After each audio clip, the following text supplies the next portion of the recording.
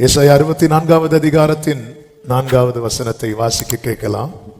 தேவனே, உமக்கு காத்திருக்கிறவர்களுக்கு நீர் செய்பவைகளை நீரே இல்லாமல் உலக தோற்றம் முதற்கொண்டு ஒருவரும் கேட்டதும் இல்லை, செவியால் உணர்ந்ததும் இல்லை, அவைகளை கண்டதும் இல்லை. காத்திருக்கிறவர்களுக்கு கர்த்தர் செய்பவைகள், அதை நோக்கிதான் பயணித்துக் கொண்டிருக்கிறோம். இம்மைக்குரியவைகள் மட்டுமல்ல, நித்தியத்துக்குரியவைகள். என் பிதாவின் வீட்டிலே நான் போய் உங்களுக்காக ஒரு வாசஸ்தலத்தை ஆயத்தம் பண்ணுகிறேன் அப்படின்னு ஆண்டவர் சொல்லுகிறார். மேலானதை சுதந்தரிக்கவே நாம் அழைக்கப்பட்டிருக்கிறோம். சத்தம் ஆமேன் சொல்லுங்க பார்க்கலாம். 1 பேதுரு 1வது அதிகாரம் அதனுடைய 4-5 வசனங்கள் ஆண்டவராகிய இயேசு கிறிஸ்துவினுடைய இரத்தம் தெளிக்கப்பட்ட தேவ பிள்ளைகளுக்கு சொல்லப்பட்ட வார்த்தை. இயேசு கிறிஸ்து மரித்தோரிலிருந்து எழுந்ததினாலே அழியாததும் மாசற்றதும் வாடாததும் ஆகிய சுதந்திரம். எல்லாரும் சொல்லுங்க, சத்தமா சொல்லுங்க. அழியாதது, மாசற்றது, வாடாததும் ஆகிய சுதந்திரம். 5வது வசனத்திலே சொல்லப்பட்டிருக்கிறது, கடைசி காலத்தில் வெளிப்பட ஆயத்தமாக்கப்பட்டிருக்கிற ரட்சிப்பு. அந்த ரட்சிப்புக்கு ஏதுவாக விசுவாசத்தை கொண்டு தேவனுடைய பலத்தினாலே காக்கப்பட்டிருக்கிற உங்களுக்கு அந்த சுதந்திரம் எங்க வைக்கப்பட்டிருக்கிறது? பரலோகத்தில் வைக்கப்பட்டிருக்கிறது. அழியாதது. இந்த பூமியில எந்த காரியமானாலும் அழிந்து போகும், எதுவானாலும் ஏன் இந்த வானமும் அழிந்து போகும், இந்த பூமியும் அழிந்து போகும், எல்லாமே அழிந்து போகும். அழியாததெல்லாம் கர்த்தர் எங்கே வைத்திருக்கிறார் தெரியுமா? பரலோகத்தில். அதற்கென்று அழைக்கப்பட்டிருக்கிறோம். உண்மையிலே அதை அடைய நாம் காத்திருக்கிறோம். தேவனே உமக்கு காத்திருக்கிறவர்களுக்கு, அப்படிப்பட்ட காத்திருக்கிறவர்கள் எப்படி இருக்கணும் அப்படின்னு சொல்லி அப்போஸ்தலனாகிய பவுல் தன்னுடைய அனுபவத்தில் இருந்து சொல்லுகிற ஒரு 5 காரியங்களை இந்த ராத்திரி வேளையிலே உங்கள் மத்தியிலே நான் சொல்லி செபிக்க விரும்புகிறேன். அதற்கு ஆதாரமாக பிலிப்பியர் 3வது அதிகாரம் அதனுடைய 12 முதல்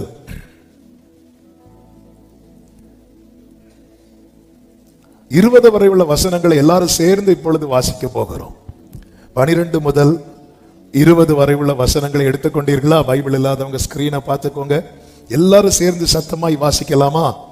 புதிய ஏற்பாட்டில் 273வது பக்கம். சங்கீதம்னா உடனே எடுப்போம்.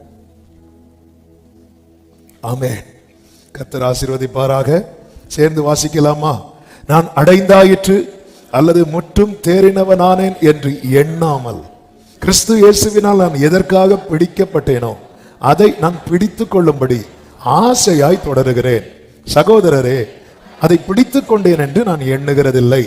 ஒன்று செய்கிறேன், பின்னானவைகளை மறந்து முன்னானவைகளை நாடி கிறிஸ்து இயேசுவுக்குள் தேவன் அழைத்த பரம அழைப்பின் பந்தய பொருளுக்காக லெக்கை நோக்கி தொடருகிறேன். ஆகையால் நம்மில் தேறினவர்கள் யாவரும் இந்த சிந்தையாய் இருக்க கடவோம். எந்த காரியத்திலாவது நீங்கள் வேறு சிந்தையாய் இருந்தால் அதையும் தேவன் உங்களுக்கு வெளிப்படுத்துவார். ஆகிலும் நாம் எதுவரையிலும் தேறி இருக்கிறோமோ அது முதல் ஒரே ஒழுங்காய் நடந்து ஒரே சிந்தையாய் இருப்போமாக. சகோதரரே, நீங்கள் என்னோட கூட பின்பற்றுகிறவர்களாகி நாங்கள் உங்களுக்கு வழிகாட்டுகிறபடி நடக்கிறவர்களை மாதிரியாக நோக்குங்கள். ஏனெனில் அநேகர் வேறு விதமாய் நடக்கிறார்கள். அவர்கள் கிறிஸ்துவின் சிலுவைக்கு பகைஞர் என்று உங்களுக்கு அநேகம் தரம் சொன்னேன். இப்பொழுது கண்ணீரோடும் சொல்லுகிறேன், அவர்களுடைய முடிவு அழிவு, அவர்களுடைய தேவன் வயிறு, அவர்களுடைய மகிமை, அவர்களுடைய லட்சையே. அவர்கள் பூமி கடுத்தவைகளை சிந்திக்கிறார்கள். நம்முடைய குடியிருப்போ பரலோகத்தில் இருக்கிறது. அங்கே இருந்து கர்த்தராய் இருக்கிற இயேசு கிறிஸ்து என்னும் இரட்சகர் வர எதிர்பார்த்து கொண்டிருக்கிறோம். ஹல்லேலூயா. இங்கே பவுல் சொல்லுகிறார், ஒன்று, நான் அவரால் பிடிக்கப்பட்டிருக்கிறேன். என்னை ஏன் காத்திருக்க வைத்திருக்கிறார் தெரியுமா? என்னை அவர் பிடித்திருக்கிறார். கிரயத்துக்கு கொண்டிருக்கிறார். ஓசியா 3வது அதிகாரம் வீட்டில் போய் படிச்சீங்கன்னா தெரியும். கிரயத்துக்கு கொல்லப்பட்டவள்கிட்ட ஓசியாவை கொண்டு கர்த்தர் பேசுகிறார். ஆமே, நீ போய் நேசித்து, இந்த பாவத்தில் இருக்கிற ஒரு ஸ்திரீயை நீ போய் நேசித்து அவளை கிரயத்துக்கு கொண்டு விட்டு நீ அவள்கிட்ட சொல்லு, வெயிட் பண்ணு.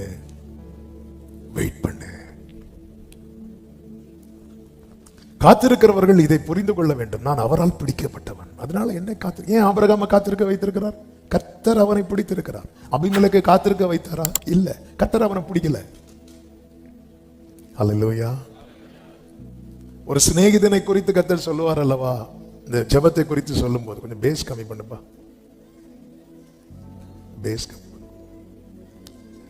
சிநேகிதனை குறித்து சொல்லுவாரே, சிநேகிதன் கதவை தட்டிட்டே இருக்கிறார், உடனே கொடுக்கல. அந்த சிநேகிதனுக்கு வேண்டிய நன்மை உள்ளே இருக்கிற சிநேகிதன் கிட்டே இருக்கு. கொடுத்துட்டார்னா அவன் போயிடுவான். கொடுக்காம பிடித்து வைத்திருக்கிறார். எனக்கான அத்தனை நன்மையும் என் சிநேகிதர் கரத்தில் இருக்கிற நம்புறவங்க கைகளை உயர்த்தி ஆமென் சொல்லுங்க. ஏன் தரல சொல்லுங்க. பிடிச்சு வச்சிருக்கிறார். ஹல்லேலூயா.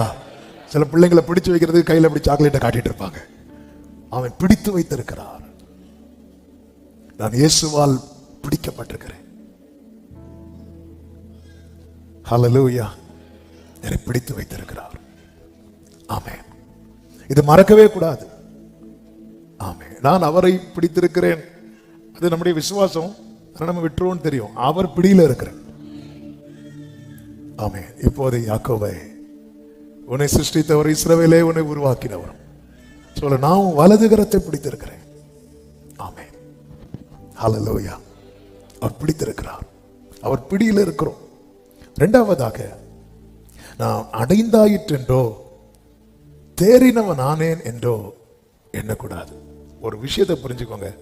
ஒன்றை நாம் அடையும் வரைக்கும் நாம் இன்னும் தேரவில்லை என்று அர்த்தம். ஆமென். அல்லேலூயா. ஒருத்தன் தேறினவனானா என்பது எதை வைத்து தெரியுமா சொல்லுவாங்க? அவன் ஸ்கூலுக்கு கிளம்பி போறதை வச்சுல, அவன் படிக்கிறத வைத்தும் அல்ல, அவன் எக்ஸாம் எழுதுறதை வைத்தும் அல்ல, அவனுக்கு வரப்போகிற ரிசல்ட்டை வைத்து. ஒரு காரியத்துக்காக கர்த்தர், அதாவது அப்போ ஒரு விஷயம் நமக்கு நல்லா தெரியும். இந்த பூமியில பல காரியத்தை நாம் அடைந்திருப்போம். ஆனால் அழியாததும் மாசற்றதும் வாடாதுமான சுதந்திரம் பரலோகத்தில் இருக்கு. அதை நோக்கி ஓடிட்டு இருக்கிற நாம என்ன மனநிலைமையில் இருக்கிறோம் தெரியுமா? நான் இன்னும் தேரல. ஹல்லேலூயா. நம்ம தேறிட்டோம் மனநிலைமை வந்துட்டுன்னு வைங்களேன், சகோதரன் கண்ணில் இருக்கிற துரும்பெல்லாம் பார்க்க ஆரம்பிக்கும். பரவாயில்ல, இவங்க கொஞ்சம் பரவாயில்ல. இந்த மனநிலைமை, நான் இன்னும் அடையவில்லை, அதனால் நான் தேரல. நான் அடைந்தாயிற்று என்று சொல்லவில்லை. பூமிக்குரியது மட்டுமே நம்முடைய நோக்கமா இருக்குமானால் நாம் அடைந்தாயிற்று என்று சொல்லுவோம். பரவாயில்ல, நான் ஆண்டவர்கிட்ட போனேன், எனக்கு அது கிடைச்சு இது கிடைச்சு எல்லாம் ரைட். இங்கே பவுல் சொல்லுங்க, நான் அடைந்தாயிற்று என்று சொல்லவில்லை. பாருங்கள், அதனுடைய 10வது வசனத்தில் பிற்பகுதியில் சொல்லுகிறார், அவருடைய மரணத்துக்கு ஒப்பான மரணத்துக்கு உள்ளாகி, அடுத்த வார்த்தையை பாருங்கள், எப்படியாயினும், எல்லாரும் சொல்லுங்க பார்க்கலாம், எப்படியாவது பாஸ் ஆயிரணும். அவன் அதாவது தன் மேல ஒருத்தனுக்கு நம்பிக்கை இல்லாம வரும்போது அவன் எப்படி வருவான் தெரியுமா? எப்படியாயினும் நான் மரித்தோரில் இருந்து உயிரோடு எழுந்திருப்பதற்கு தகுதியாகும்படிக்கு எப்படியாவது. பவுல் எழுதின, நான் இவ்வளவு நிருபம் எழுதி இருக்கிறேன், அதனால நான் தகுதி சொல்லவே இல்லை. ஏன்னா நான் இன்னும் அடையவில்லை. நான் அடைஞ்சதுக்கு அப்புறம் தான் தெரியும் என்னுடைய மெரிட் என்னங்கிறதே. நான் அடைந்ததுக்கு அப்புறம் தான் தெரியும். அதுக்கு முன்னாடி நம்மளே டிசைட் பண்ணிடக்கூடாது. ஒரு நூற்றுக்கு அதிபதியை வந்து குறித்து இயேசுவின் இடத்துல கொஞ்சம் பேர் வந்து சொல்றாங்க, ஆண்டவரே, நீர் அவன் வீட்டிற்கு வருவதற்கு அவன் பாத்திரவானா இருக்கிறான் ஆண்டவரே, அவன் அவ்வளவு நன்மை செஞ்சிருக்கிறான். அப்படி இப்படி சொல்லும் போது இயேசு போயிட்டு இருக்கிறார். அந்த நூற்றுக்கு அதிபதி வெளியே வரான். வந்து இயேசுவின் பாதத்தில் விழுந்துட்டு, ஆண்டவரே, என் வீட்டிற்குள் நீர் வர நான் பாத்திரன் அல்ல. 4 பேர் பாத்திரவான்னு சொன்னதும் பாத்தீங்களா, ஆண்டவரே, கேட்டிருப்பீங்களா நீங்க அவங்ககிட்ட என்னை பத்தி சொல்லியிருப்பாங்கல்ல, அப்படின்னு சொல்லல. பல நேரத்தில் நம்ம என்ன சொல்றது, இனி எப்படி ஜெபிக்கனே தெரியல பிரதர், அதாவது வேதத்தில் உள்ள எல்லா ஜெபத்தையும் அவங்க பண்ணி முடிச்சிட்டாங்களாம். இனி எப்படி ஜெபிக்கன்னு தெரியலையா. ஆமென். நான் அடைந்தாயிற்று என்று சொல்லவில்லை. அதனால நான் என்ன சொல்ல மாட்டேன் அப்படின்னா, நான் தேறிட்டேன்னு சொல்ல மாட்டேன். நான் தேறிட்டேன்னு சொல்ல மாட்டேன். இந்த மனநிலை காத்திருக்கிற, அப்போ என்னை எதை தேவன் காத்திருக்க வைக்கிறார்னா, இன்னும் தேறணும். அல்லேலூயா. ஆண்டவரே நீர் ஏன் வரல? நான் இப்ப வந்தா தெரியும், பேசாம இரு, ஒருவரும் கெட்டு போவது. ஆமென். அவருக்கு இந்த பவுல் சொல்ல எப்படி, அதாவது எனக்கு எப்படியாவது அங்க போயிடணும், அவ்வளவுதான். இந்த மனநிலை இது தெரியாம தான் சீஷர்கள் சண்டை போட்டாங்க. ஆண்டவரே நீங்க உங்க வலது பக்கத்துல நான், இடது பக்கத்துல என் பிரதர். ஆமென். பரலோகத்தில் யார் பெரியவனா இருப்பான்? ஆண்டவர் இங்க வா, அந்த சின்ன பிள்ளையை கூப்பிடு, முதல்ல பரலோகத்துக்கு போறதுக்கு வழியை பாரு. இந்த சிறு பிள்ளையை போல மாறாவிட்டால் பரலோக ராஜ்யத்துல பிரவேசிக்க மாட்டாய். முதல்ல பரலோகத்துக்கு போறதுக்குள்ள வழியை பாரு. இந்த வெளிச்சம் வந்ததுக்கு அப்புறம் தான் அந்த பரிசுத்த ஆவியானவர் அந்த வெளிச்சம். அதனாலதான் பவுல் சொல்லுகிறார், பாருங்க என்னெல்லாம் பண்றாரு. ஆமென். அதாவது பவுல் பட்ட பாடுகளுக்கு கணக்கே கிடையாது. 2 கொரிந்தியர் 11வது அதிகாரம் நீங்க வீட்டுல போய் படிச்சீங்கன்னா தெரியும். அவ்வளவு அப்படி சொல்றவர், நான் இவ்வளவு அடி வாங்கியிருக்கிறேன், அதனால நான் எப்படியாவது பரலோகத்துக்கு போயிடுவேன். இல்ல, நான் எப்படியாவது. அப்போ நம்ம மனசுல எந்த எண்ணம் வந்துடக்கூடாது தெரியுமா? நான் தேறிட்டேன், நான் தேறிட்டேன். இந்த எண்ணம், நான் பைபிள் ஃபுல்லா படிச்சுட்டேன் அதனால நான் பரலோகத்துக்கு, இந்த எண்ணம் வந்துடவே கூடாது. ஆமென். மூன்றாவதாக, ஆசையே தொடர வைக்கும். ஆசையே தொடர வைக்கும். அவர் சொல்றாரு அதனுடைய 12வது வசனத்துல, நான் பிடித்து கொள்ளும்படி ஆசையாய். இந்த ஆசை குறைஞ்சிடக்கூடாது. நம்முடைய ஆசை என்ன? மீண்டும் சொல்லுகிறேன், அதாவது நம்முடைய போக்கஸ் எதன் மேல இருக்குதோ அதை குறித்த ஆசை. அதான் இங்க கீழே சொல்றாரு பாருங்க. 19வது வசனத்துல ஒரு கூட்டம் இருக்கிறது, 20வது வசனத்துல ஒரு கூட்டம் இருக்கிறது. 19வது வசனத்தில் உள்ள கூட்டத்தார் அவங்க பூமிக்கு அடுத்தவைகளை சிந்திக்கிறார்கள். 20வது வசனத்துல பாருங்க, நம்முடைய குடியிருப்போ பரலோகத்தில் இருக்கிறது. நமக்கு ரட்சிக்கப்பட்ட, ரத்தம் தெளிக்கப்பட்ட ஒவ்வொருவருக்கும் என்று தேவன் ஒரு சுதந்திரத்தை பரலோகத்தில் வைத்திருக்கிறார். அது அழியாதது, அது வாடாதது, அது மாசற்றது. அதை அடையணுங்கிற ஆசை, ஆசை இருக்கணும். எனக்கு அதை அடையணும், நான் அதை சுதந்திரிக்கணும். அந்த ஆசை இருக்குல்ல, அந்த ஆசை நம்மளை தொடர வச்சுட்டே இருக்கும். எதன் மேல நமக்கு ஒரு ஆசை இருக்கிறதோ அதை அந்த ஆசை தொடர வச்சுட்டே இருக்கும். நாம் எதை தொடர விரும்புகிறோம், எதை அடைய விரும்புகிறோம் என்பது தீர்மானிக்கிறது நம்முடைய ஆசை. ஆசை, நம்ம எதை விரும்புகிறோம், எதற்கு ஆசைப்படுகிறோம். வேறொரு ஆசை இல்ல இயேசு ராஜா. உண்மையா? உண்மையா? உண்மையா? இல்ல, அழகா சொல்றீங்க. கர்த்தர் உங்களை ஆசீர்வதிப்பாராக. அவர் சொல்ற, எனக்கு ஆசை அப்படிங்கிறாரு. எனக்கு ஆசை. இந்த ஆசை ஒன்றின் மேல எழும்ப ஆரம்பிச்சுட்டு வைங்களேன், அதற்கு எது எது தடையா இருக்குதோ அதெல்லாம் எப்படி தெரியுமா? நஷ்டம், குப்பை, குப்பை. இயேசுவோடு சேரதான் என்னுடைய ஆசையா இருக்குமானால் இயேசுவின் இடத்துல என்ன சேர விடாததெல்லாம் எனக்கு எப்படி தெரியும் தெரியுமா? குப்பை, நஷ்டம். இந்த ஆசை இல்லைன்னு வைங்களேன், தொடர முடியாது. செய்தி கேட்டு இன்னைக்கு தொடருவோம், நாளைக்கு தொடர மாட்டோம். இன்னைக்கு இந்த ஆசை இருக்கிறதா? ஆசை எல்லாம் தேவையெல்லாம். அதனாலதான் ஆண்டவர் ஜெபிக்க சொல்லி கொடுக்கும் போது ஜெபத்தினுடைய முதல் நிலை என்ன தெரியுமாங்க? கேட்கிறது. ஜெபத்தினுடைய அடுத்த நிலை என்ன தெரியுமா? தேடுறது. கேட்கிறது எதுக்காக கேட்பான் தெரியுமா? அவரிடத்தில் உள்ளதை பெற்றுக்கொள்ள. தேடுகிறது எதற்காக தேடுவான் தெரியுமா? அவரை காண. எனவேதான் சுலேமியாள் என் ஆத்தும நேசரை தேடினேன் அப்படிங்கிறார். தேடினேன். என் ஆத்துமனேசரை கண்டேன் அப்படிங்கிறான். என் ஆத்துமனேசரை நான் விடாமல் பற்றி கொண்டேன் அப்படிங்கிறான். ஆமென். நம்முடைய ஜெபத்தினுடைய அந்த கிரவுண்ட் ஃப்ளோர்ல இருந்து அடுத்த ஃப்ளோருக்கு வரணும். நாங்க அடுத்த ஃப்ளோர்ல தானே இருக்கிறோம். நீங்க சொல்றீங்க பிரேயர் லைஃப்ல. இது என்ன சொல்றேன், இது கேட்கிறது மட்டும்தான் நம்முடைய ஜெபமா இருக்கும் என்று வைங்கள். கேட்பதற்கு ஒன்றுமில்லை என்றால் ஜெபதீபம் நம்முடைய வாழ்க்கையில இன்னைக்கு எனக்கு கேட்பதற்கு ஒன்றுமில்லை என்றால் இன்னைக்கு நான் தீபத்தை கொளுத்தவில்லை என்று அர்த்தம். ஆசரிப்பு கூடாரத்தில் தீபம் காலையும் மாலையும் அது செக் பண்ணணும். அது அணையாமல் எரிந்து கொண்டே இருக்க வேண்டும். என் தேவையை சொல்லி சொல்லி உம்மை துக்கப்படுத்த மாட்டேன். என் தேவையே நீங்கதான். தேவையே ஆண்டவராய் இருக்குமானால் நம்முடைய அந்த தீபம் அணையாமல் எரிந்து கொண்டே இருக்கும்.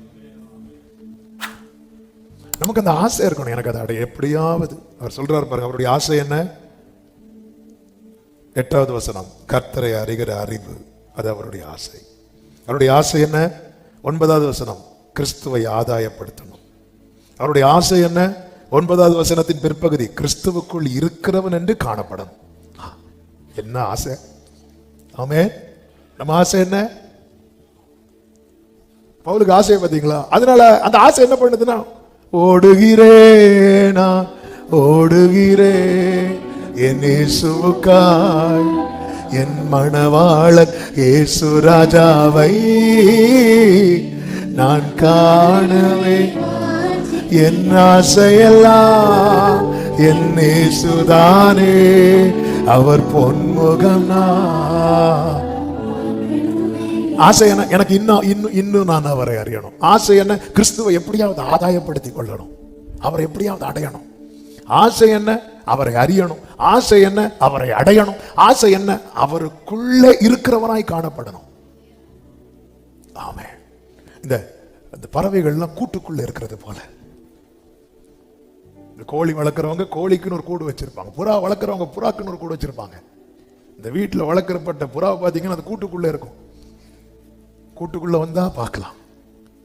நான் கிறிஸ்துவுக்குள் இருக்கிறவன் என்று காணப்படணும். இதான் என் ஆசை. என்ன பார்க்கணும்னா எங்கதான் வரணும் அப்படின்னா கிறிஸ்துவ கிட்ட தான் வரணும். ஆசை. அடுத்து சொல்றாரு 10வது வசனம், அவருடைய ஆசை என்ன? அவருடைய மரணத்துக்கு ஒப்பான மரணத்துக்கு உள்ளாகி எப்படியாயினும் மரித்தோரிலிருந்து உயிரோடு எழுந்திருப்பதற்கு அவருடைய ஆசை என்ன தெரியுமா? ஆமென். அதை காலம் துணிக்கும் போது கிறிஸ்துவுக்குள் மரித்தவர்கள் முதலாவது எழுந்திருப்பார்கள், பின்பு உயிரோடு இருக்கிற நாமும். ஒண்ணு உயிரோடு இருக்கும் போது கிறிஸ்து வந்தாருன்னா அப்படியே போயிடணும். ஆனா மரித்த பிறகு கிறிஸ்து வந்தாருன்னா உயிரோடு எழும்பணும். இந்த ஆசைகள் நமக்குள்ள இருக்கிறதா? நம்முடைய ஆசை எல்லாம் என்ன? நம்முடைய ஆசை என்ன? 4வதாக 14வது வசனத்தில் சொல்லப்பட்டிருக்கிறது, கிறிஸ்து இயேசுவுக்குள் தேவன் அழைத்த பரம அழைப்பின் பந்தய பொருளுக்காக லெக்கை நோக்கி. அவ பந்தய பொருள் தான் லெக்கு, பந்தய பொருள் தான் டார்கெட். அதை எப்படியாவது அடையணும். இப்படி தொடர்ந்ததுனாலதான் பவுலுக்கு சொல்லப்படுகிறது, நல்ல போராட்டத்தை போராடினேன், ஓட்டத்தை முடித்தேன், விசுவாசத்தை காத்துக் கொண்டேன். இது முதல் அதான் அந்த பந்தய பொருள், நீதியின் கிரீடம், வாடாத கிரீடம், அழியாத கிரீடம், மாசற்ற சுதந்திரம். ஹல்லேலூயா. பரம அழைப்பின் பந்தய பொருளுக்காய் நான் ஓடுகிறேனா.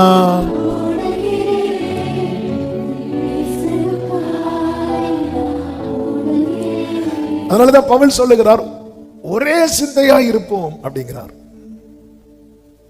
16வது வசனத்துல ஒரே சிந்தை. இதை விட்டு மாறிடக்கூடாது. இந்த எண்ணங்களை விட்டு மாறிடக்கூடாது. வேறே சிந்தை உள்ள வந்துட்டா நாம் யாராக மாறுவோமாம்? 18வது வசனத்துல சொல்லப்பட்டிருக்கிறது, அநேகர் வேறு விதமாய் நடக்கிறார்கள், அவர்களை கிறிஸ்துவின் சிலுவைக்கு பகைஞராயிரவே கூடாது. சிலுவைக்கு பகைஞராயிரவே கூடாது. வேறு சிந்தை வேண்டாம். அப்படி வேறு சிந்தை இருந்தால் 15வது வசனத்தில் என்ன சொல்லப்பட்டிருக்கிறது? எந்த காரியத்திலாவது நீங்கள் வேறே சிந்தையா இருந்தால் அதையும் தேவன் உங்களுக்கு வெளிப்படுத்துவார். அப்ப அவர் சமூகத்தில் வரணும். அதனாலதான் பவுல் சொல்லுகிறார், நாங்கள் எந்த எண்ணங்களையும் கிறிஸ்துவுக்குள் சிறையாக்குகிறோம். அதாவது நமக்குள்ள எண்ணங்கள்லாம் இருக்குல்ல, எண்ணத்தெல்லாம் ஆண்டவர்கிட்ட சொல்ல, ஆண்டவர் இப்படி நான் நினைச்சிட்டு இருக்கிறேன், இப்படி எனக்கு ஒரு எண்ணம் வருது, அதை கிறிஸ்துவுக்கு கீழே வைக்கணும். தேவன் அதை வெளிப்படுத்துவார். இந்த எண்ணம் தப்புப்பா, இந்த எண்ணம் ஓகே. பேதுருக்கு வெளிப்படுத்தினார்ல, எனக்கு பின்னாக போ சாத்தானே அப்படின்ட்டார். பேதுரு, நீ நினைக்கிற தெரியுமா, இது தேவனுக்கு ஏற்றவை அல்ல, இது மனுஷனுக்கு ஏற்றவை. தேவனுடைய பிரசனம் அதை நம்ம உணர்த்திட்டே இருக்கும். நான் நினைக்கிறது தப்பு, நான் இப்படி நினைக்க கூடாது. நான் எவ்வளவு தப்பானதை நினைத்தும் எனக்கு அது தப்பு என்கிற உணர்வே வரவில்லை என்றால் நான் ஆலயத்தில் இருக்கிறேன், நான் அவர் சமூகத்தில் இல்லை. ஆதாமும் ஏவாளும் ஏதேனில் இருந்தார்கள், ஆனால் அவர் சமூகத்தில் இல்லை. எனவே தான் கர்த்தரை தேட வைத்தார்கள். தேடிக்கொண்டே இருக்கிறார், ஆதாமே நீ எங்கே இருக்கிறாய் என்று. ஆண்டவர் உணர்த்துவாரே, இது தப்பு, இந்த மாதிரி நினைக்காத, இந்த எண்ணம் தப்பு. கூட இருக்கிறவர்களுடைய எண்ணங்களை அறிந்து பேசிட்டு இருந்தார் தெரியுமா இயேசு? அவர்கள் நினைவுகளை அறிந்து. அப்ப தேவ பிரசன்னத்தில் நான் இருக்கிறேன் என்றால் என் எண்ணங்களை கர்த்தர் வெளிப்படுத்துவார். பேதுருக்குள்ள இருந்த வேறே சிந்தையை கர்த்தர் உணர்த்தினார்ல. பேதுரு என்ன நினைச்சிட்டு இருந்தார்? நம்ம மட்டும்தான் யூதர் மட்டும்தான். கர்த்தர் பேசினார்ல, உணர்த்தினார்ல. வேறே சிந்தையா இருந்தால் அதையும் தேவன் உங்களுக்கு வெளிப்படுத்துவார். எதற்கு தெரியுமா? சரி பண்றதுக்கு. நாம் அடைய தொடர்கிறவர். நாம் இன்னும் அடையவில்லை.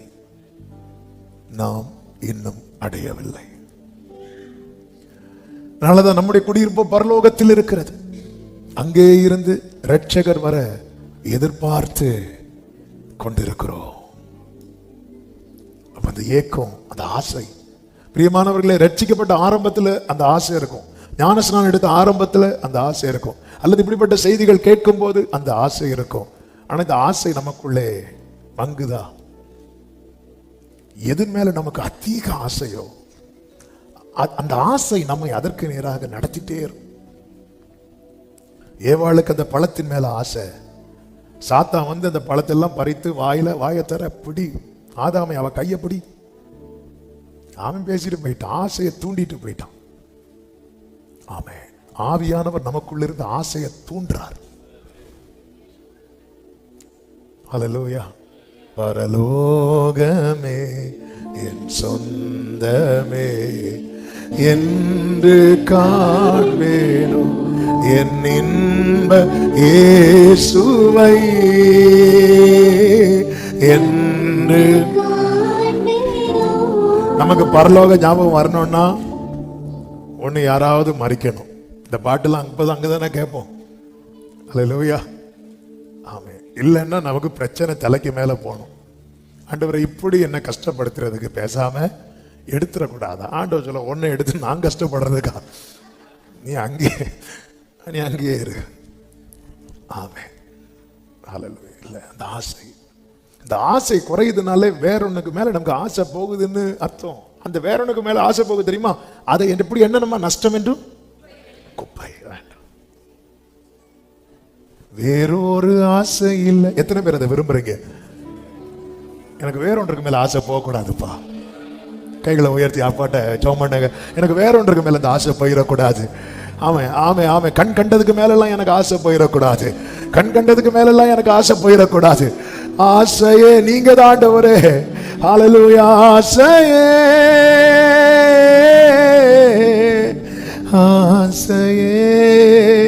இயேசுவே, எனக்கு ஆசையே நீங்க தான்ப்பா. ஆசையெல்லாம் எல்லாரும் அப்படி எழுந்து நிற்கலாம். ஆண்டவர் சமூகத்தில் தேவையெல்லாம். ஆமென். ஆசையெல்லாம் தேவையெல்லாம்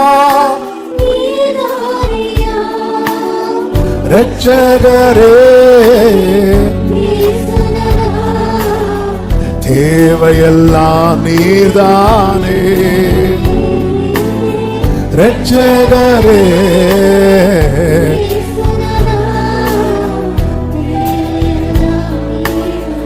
உம்மையல்லாமல்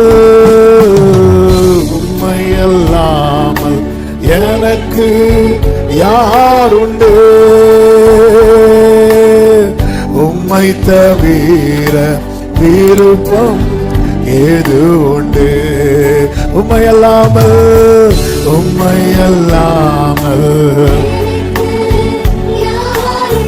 ஹல்லேலூயா, உம்மை தவிர. சொல்லுங்க, இதய கண்மலை நீர்தானையா, இதய கண்மலை நீர்தானையா, உரிய பங்கும் நீர்தானையா, இதய உரிய பங்கும் நீர்தானையா. ஆமென். எப்போதும் உம்மோடு இருக்கின்றேன், பல கரம் பிடித்து தாங்குகின்றேன்.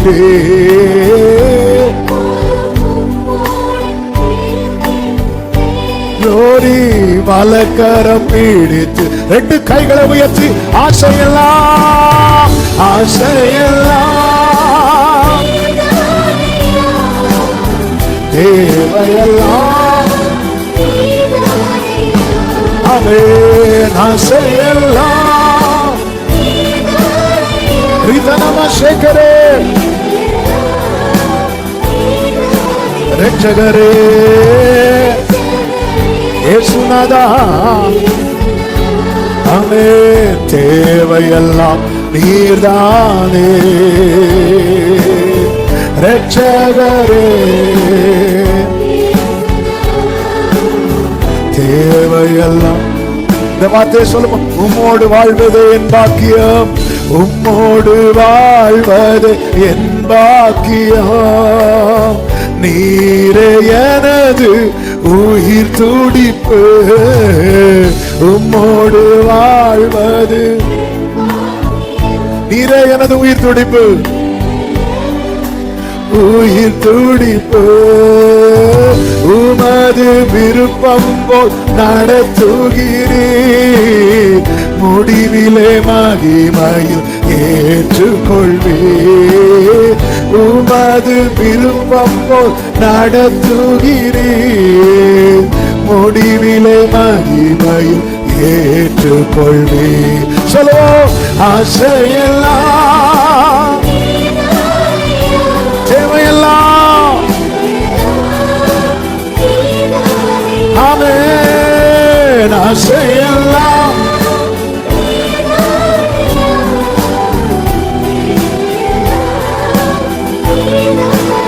ரட்சகரே ரட்சகரே, தேவையெல்லாம் நீர்தானே. ஹல்லேலூயா, தேவையெல்லாம். நல்ல கரங்களை தட்டி தேவனுக்கு மகிமை. கர்த்தர் நல்லவர். ஆமென். அர்ப்பணிக்கிறோம், தாழ்த்துகிறோம். அழியாததும் வாடாததும் மாசற்றதுமான சுதந்திரத்தை நீர் பரலோகத்தில் வைத்திருக்கிறீர். அதை அடைய ஆசையாய் தொடர எங்களுக்கு கிருபை தாரும்.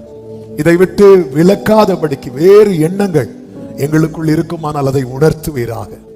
தேவையில்லாத எண்ணங்கள் சுட்டெரிக்கப்படுவதாக. ஒருவர் கூட அந்த பரம அழைப்பின் பந்தய பொருளை இழந்து போகாதபடிக்கு உம்முடைய நல்ல ஆவியானவர் எங்கள் ஒவ்வொருவரையும் செவ்வையான வழியில் நடத்துவாராக. மகிமை கனம் துதி ஸ்தோத்திரம் எல்லாம் ஒருவருக்கே செலுத்துகிறோம்.